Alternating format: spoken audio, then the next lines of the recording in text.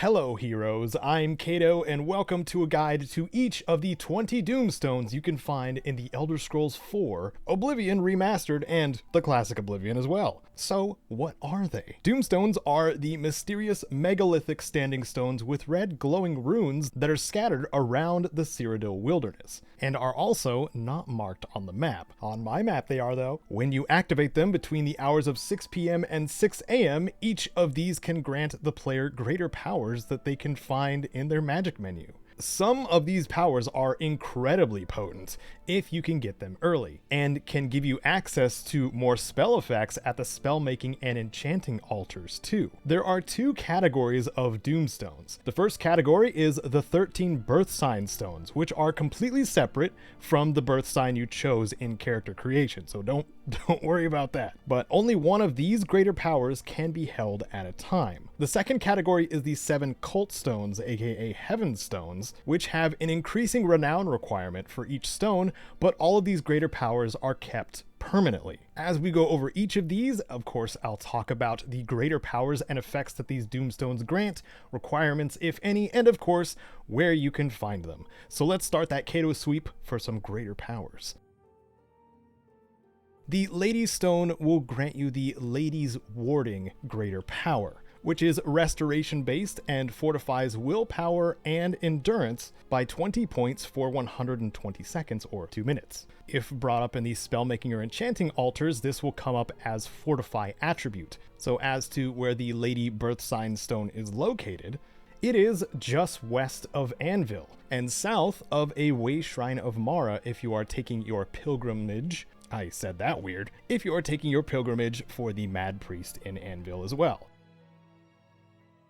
Next up is the Lord's Stone, which grants the restoration greater power known as Ysmir's Scales. When cast, this grants resist frost on self by 50% and fortify light and heavy armor on self by 10 points for 120 seconds or 2 minutes. This one is a double whammy of rare spell effects, because I don't believe either can be trained from mage trainers, and are gained through other permanent effects, including the Lordstone. Resist Frost will obviously convert to the Resist Frost effect when you look at it in the spellmaking or enchanting tables, but Fortify Light Armor and Heavy Armor will convert to Fortify Skill, which will let you choose any skill to improve at spellmaking or enchanting tables. As to where to find the Lordstone, it is in the County Kvatch region, a little ways south of the fork of the Brenna River if you're looking at it on the map. Another landmark you can look for is Nereastair, or Nereastare, in ancient Ayleid ruin, and you can head just north of there to find the Lordstone as well. Next up is the Atronach Stone. And if the ears of you min-maxers perked up, yes, the Atronach Stone gives you the Arcane Well mysticism-based greater power, granting Spell Absorption 30 points and Fortify Intelligence 10 points for 120 seconds. And if you're not familiar with Spell Absorption, this is the effect that converts incoming spells into Magicka if the effect goes off. This is a powerful effect on its own, but I'm not entirely sure that the Arcane Well's Spell Absorption effect converts to enchantments and custom spells. And you might need to get a Spell Absorption effect for crafting a different way. But again, Arcane Well stands well on its own, and is a greater power worth holding on to. The Atronach Stone can be found in between Skingrad and Kvatch, north of the Gold Road, and a few paces further north from the bear-infested homestead of Shard Rock. Not the most ideal for helping you slay the bears of the area, so I would say come prepared, or come prepared. Next up is the Apprentice Stone, which grants the Void Seed restoration-based greater power that fortifies illusion and alchemy by 20 points for 120 seconds, or dos minutos. Once again, this grants fortify skill enchantments or spellcraft availability, but also because this enhances your alchemy skill, and due to its location, it is great to pick up if you have a bunch of alchemy reagents and want to use them all up, because time stops when you're in the menus. You don't gotta worry about the duration while you're making potions. The Apprentice Stone, if you are searching... Whoa.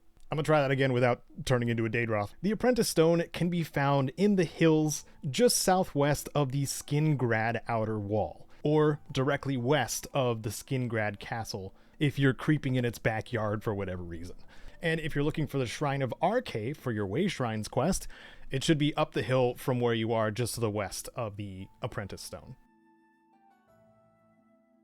The Warrior Stone is our next Birthsign Doomstone, and grants the Warcry restoration-based Greater Power, which, when activated, fortifies Strength by 20 points, and fortifies Blade, Blunt, and Hand-to-Hand by 10 points for 120 seconds, or bi-minutely. The advantage of getting Warcry, not just being a valid warrior or fighter-based power, is that it's a good emergency inventory increaser because it increases your strength, but also when used in tandem with enchanting or spell crafting altars, this gives you both Fortify attribute and Fortify skill to use however you see fit. Now, as to where to find the Warrior Stone, this one is a little strange. It is just right outside the ruins of Cylorn, a ancient Ayleid location, which is southeast of Skingrad. But the weird thing is Cylorn is a location you go to for the Mages Guild, but it's the Warrior Stone that's outside of this ruin. I just think it's a little strange. Even so, mages, thieves, and warriors can all make use of Fortify attribute or Fortify skill. Now to the Tower Stone, which is the first on this guide to grant you 2 greater powers, known as Warden Key and Master's Hand. Warden Key is an alteration-based greater power that casts Open Hard Lock on target. This obviously gives you access to the Open Lock spell and is wonderfully useful when it comes to escaping jail and or retrieving your items. This is just good insurance if your single lockpick breaks in this scenario.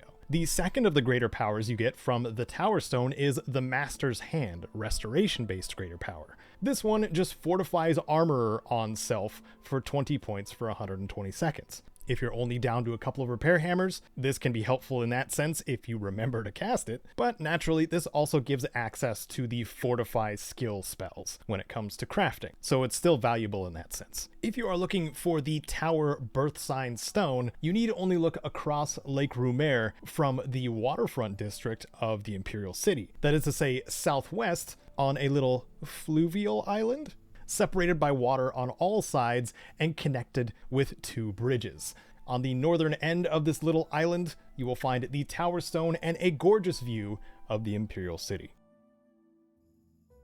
The next Birthsign Stone is the Thief Stone, which grants the Cheater's Nip greater power. Restoration base, it fortifies agility and luck by 20 points for 120 seconds on self, or 10 minutes pour soi. I'm gonna keep doing this, I'm so sorry. Fortify, agility, and luck are of course both Fortify attributes, so you'll only be getting 1 spell effect for the sake of crafting off of this greater power. But also, agility empowers short blades and bows in the remaster now, so you can also treat this as a short-term damage boost for those weapon types. If you like the sound of that and are searching for the Thief Stone, if you break off from the Red Ring Road and head north, right when you hit the Ayleid ruin known as Serpent or Sersen, you should find the Thief Stone on your way. And this is one of the few Doomstones that is right next to the road, so as you're traveling, you will see it. And get yet another nice view of the Imperial City if you look south. Next up is the Steed Stone, which upon activation grants the Hellride greater power, which is once again restoration based and fortifies your speed and acrobatics by 20 points for 120 seconds. This is another one where you're getting both a skill and an attribute based fortify spell effect, which will give you a lot to play with when it comes to enchanting and spellcrafting. But also, these 2 effects being fortified means you'll move a lot faster for 2 Minuten. If you are searching for the Steed Stone, it is along the Blue Road between Cheydinhal and the Imperial City. This Doomstone will be southeast of Roland Genseric's cabin and just north of the Ayleid ruin of Nagastani, near a lovely pond. The next we go for is the Shadow Stone, which grants you the Fingernail Moon greater power, which is an illusion-based magical effect because it grants Chameleon on self 15% for 120 seconds, or 120 secondi. Chameleon, if you're not familiar, is a camouflage style of spell that keeps you in a camouflage state And unlike Invisibility, allows you to take actions as well. So opening doors and containers, as well as attacking and casting spells, all keep you in this state instead of breaking it. However, Chameleon 15% is also not very high. So I would either combine this with other Chameleon effects, like the Ring of Khajiit, for example, which is a Daedric artifact, and I did a guide on that too, or taking this straight to a spell crafting or enchanting altar and making your own version of this effect. If you are searching for the Shadow Stone, it is in the Nibene Basin, close to where the Yellow Road crosses over the Serbele River. In fact, if you travel just east of that bridge and go off the beaten path before the road fully turns south, you should be in the presence of the Shadow Stone. Next up is the Mage Stone, and it's about gosh dang time. The Mage Stone grants you the Magicka Manifold Greater Power, a restoration-based power that is pure and simple: fortify Magicka on self by 50 points for 120 seconds. Or, say it with me, die finite. I'm going to stop at 13. Boosting up your Magicka by 50 points is no small amount, and this is great for leveling any school of magic. And you can stack this with an Ayleid Well to get even more Magicka to work with, and then maybe couple it with some Magicka recovery potions to really take advantage of a spell casting marathon. On top of that, this is a Fortify Magicka effect, which is not the easiest to come by unless you chose to play as a Breton or a High Elf. So if you are dabbling in spells, which I recommend for any playstyle, putting this on a custom spell before you switch to something else is something I pretty strongly recommend. If you are looking for the Mage Stone, it is also in the Nibene Basin, similar to the Shadow Stone, but way further off the beaten path and north of the very end of the Silverfish River. So if you go to where the Silverfish waters run out and continue along this rocky landscape to the north, along this northeastern hillside, you should find the Mage Stone. Our next Birthsign stone is the Lover Stone, which upon activating at the correct hours grants the Lover's Bower restoration-based greater power, a Bower power, if you will. This fortifies both personality and luck by 20 points for 120 seconds, or 2 minuter. I suppose for role-playing sense, this could still be useful as some sort of hopeless romantic kind of character or something along those lines, or a dashing rogue, as it were.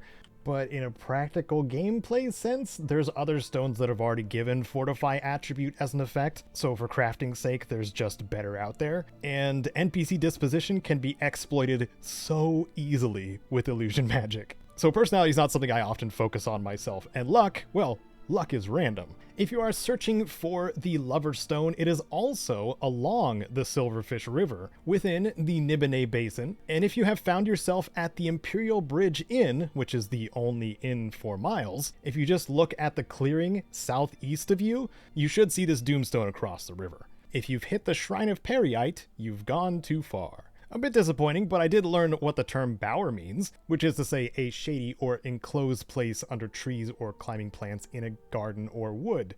Maybe an ideal place for a date, mayhaps? Or precisely the type of area where the Lover Stone is located. The next Birthsign-based Doomstone up is the Ritual Stone, which upon activation grants the Mara's Milk and Mara's Mercy greater powers. Both are restoration based, and Mara's Milk is restore health on self for 100 points, and Mara's Mercy is restore health on target for 150 points. Since every player of this game is granted a heal spell at the very beginning, you will have this effect at spell-making altars. And there's even less incentive in the remaster because we have a passive health regen outside of combat, with potions being able to pick up the slack when we need it as well. Also, I'm just gonna say it, I am not a fan of the implications of Mara's Milk. If you need emergency heals for your companions, I suppose this is worthwhile, but yeah, there's definitely better out there, and you'll already have restore health in your spell list from something. If you are still in it for the sightseeing, however, this Ritual Stone is located in the Nibene Valley, on the southern end of the Yellow Road going towards Leowen, and pretty much across the way from Nocturnal Shrine. So if you're level 10, do recommend. The Serpent stone is the next of the Birthsign stones to go after, and upon activating it grants you the Cobra's Dance greater power. And it is a quite potent illusion-based one at that. This greater power casts Paralyze on target for 5 seconds and damage health on target for 4 points for 20 seconds. Or, perhaps, in der Defan in Minute. This is just a snakebite spell. Target gets a pre-death rigor mortis, and you do damage to their health. But being as Paralyze is an upper echelon spell, having this early in your collection, when it comes to spellcrafting type stuff, is exceptionally helpful. And a single second of Paralyze will put the enemy down for more than 1 second, and stop them in their tracks. Damage health is great separately as an on-touch spell with weakness. So when it comes to offensive versatility, the Cobra's Dance greater power is quite valuable. When you are looking for the Serpent Stone, it is near the southeastern side of the map, not far from the shore of Topol Bay. Thanks to the thick forests of Blackwood, it may take a little bit of time to spot this one, and I ran by it numerous times, or just wait till nighttime if you're smart, but if you start at Fort Blueblood and head south, you should spot it on the taller of the hills here. There is also a player home that you can adopt if you go a little further south. Right on the coast, beautiful view, but completely collapsed. We're now on to the second category of Doomstones, known as the Cult or Heaven Stones. And again, these ones are separate because all of the effects that you acquire from them are kept, not swapped out, like they would be with the Birthsign Stones. But your character needs to have an increasing amount of renown to activate them, starting at 10. And your renown is your combined fame and infamy, which you can view in your character stats. You can gain fame by doing things the Hero of Kvatch would do, by doing main quests, closing Oblivion gates, as well as the Fighters Guild, Mages Guild, and Arena quests, which the Arena, I believe, gives the most. Infamy is, of course, gained by doing evil or more unscrupulous things, so questing for the Dark Brotherhood and the Thieves Guild will bring up your infamy. But for the sake of this guide, the required renown, that's fame and infamy combined, won't be any higher than 70. For now, we are starting at 10 renown. Our first Cult/Heaven Stone is the Jone Stone, with a 10 renown to activate, which grants us the Jone's Shadow Restoration-based greater power. When used, this grants invisibility on self for 120 seconds, and Fortify Sneak, Acrobatics, and Athletics by 30 points for 120 seconds. What's not to love here? This is a super stealth spell that gives you both Fortify skill and invisibility to your permanent spell collection. It is worth noting that unlike Chameleon, invisibility does break whenever you perform an action, like looting or attacking or opening doors. But if you say combine this with the Tower Stone's powers, breaking out of jail will not be a problem. To a lesser extent, unless you make your own invisibility spell, you can also use this to quickly reach a sigil tower if you don't want to fight all the danger to get there. To find the Jone Stone, it is between Skingrad and Coral on the map. And if you find yourself in the vicinity of a Daedric prince by the name of Sanguine, just go east from there and you'll bump into the Jone Stone. I just really like that it rhymes. Next up, out of the 7 Cult or Heaven Stones, is the Aetherius Stone. Requiring 20 renown to activate, this grants the Gates of Aetherius greater power, which is also restoration-based, and its effects are Fortify Magicka on self, 50 points for 120 seconds, and resist magic on self by 20% for 120 seconds. This, my friends, is the Mage Stone, but better. Lots of things will throw fireballs and lightning bolts and ice blobs at you pretty regularly. So having that extra protection as a greater power and also being able to apply that to enchantments as well as your own spells via enchanting and spellcrafting is just lovely. If you are looking for the Aetherius Stone, look no further than the text of Skingrad on the map. If you set your own marker right above the I and the N in Skingrad, you'll be able to find the Aetherius Stone no problem, and a bonus blue-green glowing rune stone nearby that will give you temporary conjured gear, if you decide to activate that as well.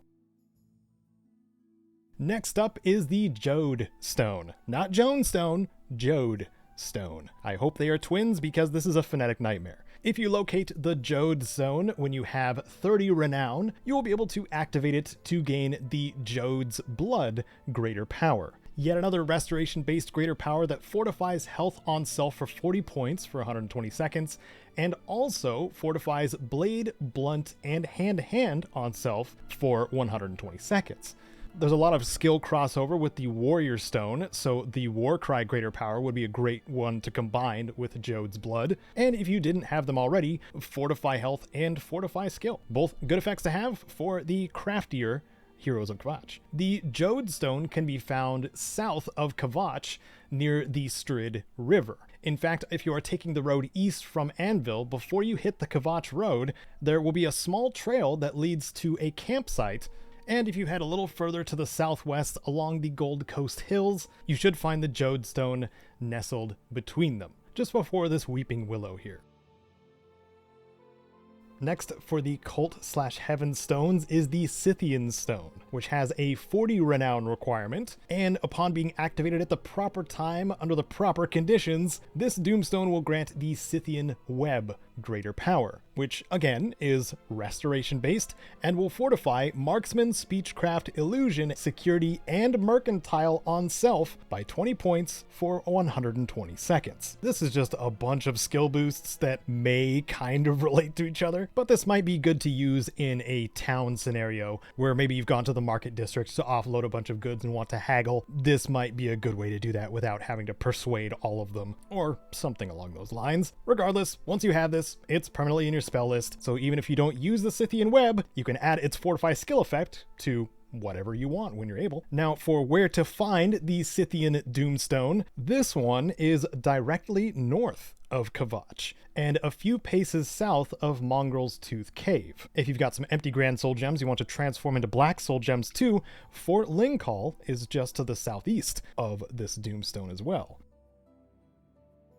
We are now after the Magnus Doomstone, which has a 50 renown requirement, and when that is met, it grants the Skein of Magnus Greater Power, which, like many, is restoration based and fortifies restoration, conjuration, destruction, alteration, mysticism, illusion, and alchemy by 15 points for 120 seconds on self. This is useful if you're just below meeting the skill requirements to cast a specific spell, or want to boost your alchemy outcomes a little bit. And of course, this is another source of Fortify skill, but we've come across that already quite a few times. But this is a permanent get, so let's get it. The Magnus Stone is located in the Nibene Valley, near the southern fork of the Panther River.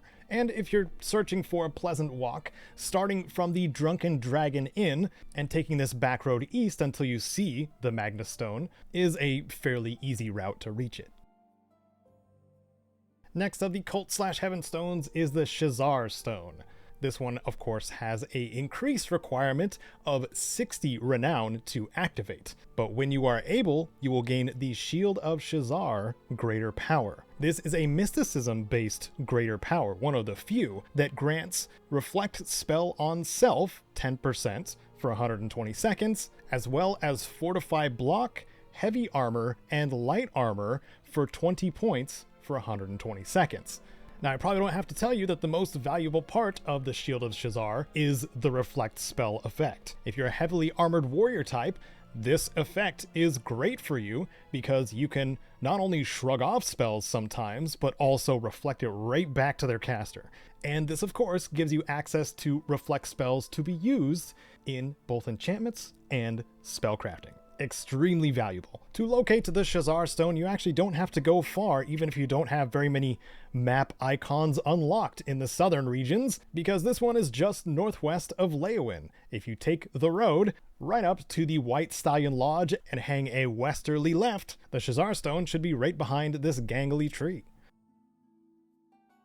Now, for the 7th of the Cult/Heaven Doomstones, we've made it to the Dragon Stone, which requires the player to have 70 renown, but when activated, you are given the Dragon Dream Greater Power. As with most of them, restoration based and simple yet quite effective in its effects. Fortifying Magicka on self for 50 points, Fortifying Health on self for 40 points, and Fortifying Fatigue by 100, all for 120 seconds. This can be combined with some of the racial abilities that make you an absolute beast, like Adrenaline Rush or Berserk, or one of the Birthsign powers that grant you a similar vibe. But also, this does give you the Fortify effects for all 3 of the derived stats, Health, Magicka, and Fatigue, so you don't have to worry about finding these later when it comes to enchanting or spellcrafting and bulking up the derived stats you want to focus on further. To locate the Dragonstone, it is right to the northeast of Lake Arius, which is the lake to the north of Cheydinhal. There's a pleasant little path around the north side of the lake that I highly recommend for a nice nature walk. So, now that we have more build possibility, how have you combined these Doomstones with your current build?